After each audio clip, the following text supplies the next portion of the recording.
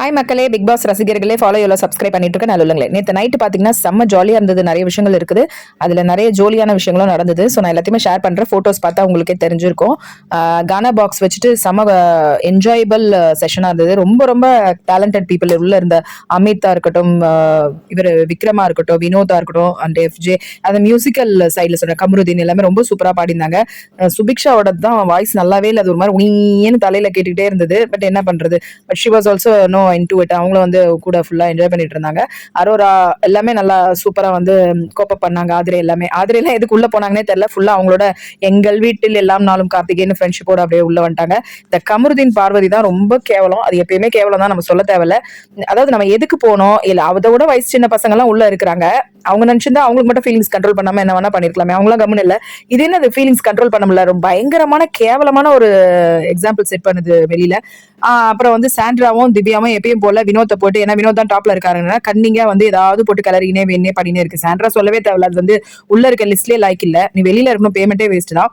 இது திவ்யா வந்து அட்லீஸ்ட் அவங்க பண்றதா நல்லா இருக்கு, கேம் பிளே பண்றாங்க நல்லா இருக்கு. சபரி வந்து ரம்யா போனதுக்கு அப்புறம் தான், இல்லைன்னா ரம்யா இருந்தா கால் அமுக்கி விடு, தலையம் கொடு, சபரி இங்க வா, இங்க இது பிடிச்சி விடு, அங்க அது பண்ணி விடு, டீ குடிக்கலாமான்னு கனி இழுத்துன்னு போயிருது. இந்த மாதிரி நைட் செஷனே கிடையாது. இப்ப ரம்யா போனோம்னா கேம் நல்லா இருக்கும்னு சொன்ன பாருங்க சபரி. இது ஆட்டோமேட்டிக்கா இப்ப சபரி வந்து அரோராவோட பண்ண காமெடி இதுவா இருக்கட்டும், இப்ப நைட்ல வந்து அவங்க என்ஜாய் பண்ண எல்லாமே இருக்கு.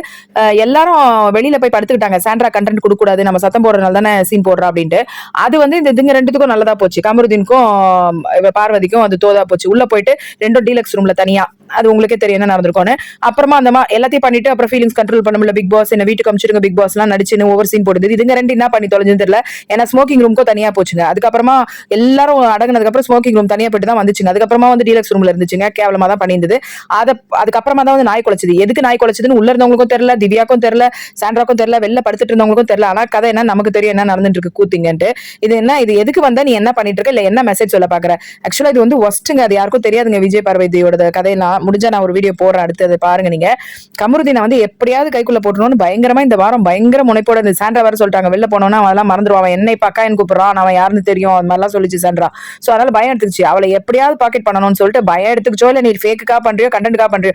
இப்ப கமருதீன் எத்தனை தெரியுமா, வெளில போனா நிறைய பொண்ணுங்க இருக்குன்னு சொன்னதும், இது வந்து வெறும் ஒரு ரியாலிட்டி ஷோ தானே அப்படின்னு சொன்னதும், அதெல்லாம் எதுவுமே கேட்காம கூடவே துரத்தி கல்யாணம் பண்ணிக்கோ, நான் அதுகிட்ட இருந்து வாங்குற வரைக்கும் நைட்ல என்ன அதெல்லாம் கமிட்மெண்ட் எடுத்துக்கிட்டு கல்யாணம் பண்ற வரைக்கும் எடுத்து வந்து வச்சிருச்சு விஷயத்தை. ஆக்சுவலா இது நல்லா தெரியும் வெளியில, அதனால தான் எஃப்ஜே எல்லாம் வந்து அவாய்ட் பண்ணிக்கோ தம்பி, தப்பிச்சு ஓடிடு எல்லாம் சொன்னாங்க. சபரியும் சொன்னா, ஆனா மாட்டிக்கிட்டா கமருதீன், அதான் உண்மை.